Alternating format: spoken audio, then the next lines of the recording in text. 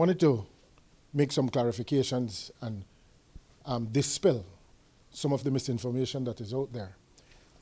If you guys did what I did when I heard some of the misinformation and just went back into your archives, you would find the facts right there. Because if you will recall, I went on Channel 5's website, and I found where the Prime Minister had spoken, made an address to the nation. When the talks were going on in May in 2021 with the unions, with the joint unions, you will recall when the unions agreed to accept the 10% cut and they were in negotiations.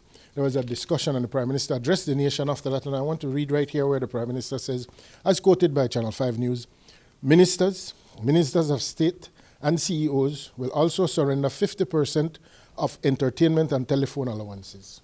So this information out there, this misinformation that CEOs' allowances were doubled or 100% is patently false.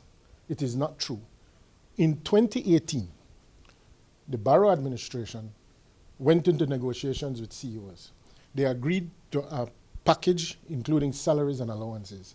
That package of salaries and allowances has not been changed since 2018, other than when the COVID pandemic came around, Mr. Barrow, then Prime Minister, asked CEOs if they would as well take some gesture because of the financial situation in the country.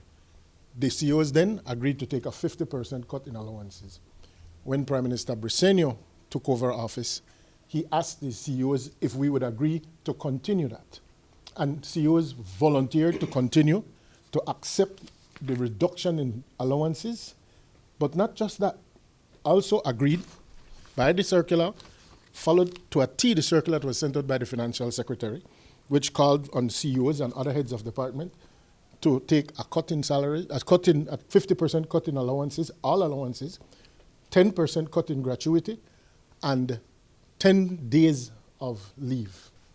This team, this government, this administration reversed unemployment from 30-something% to 9%.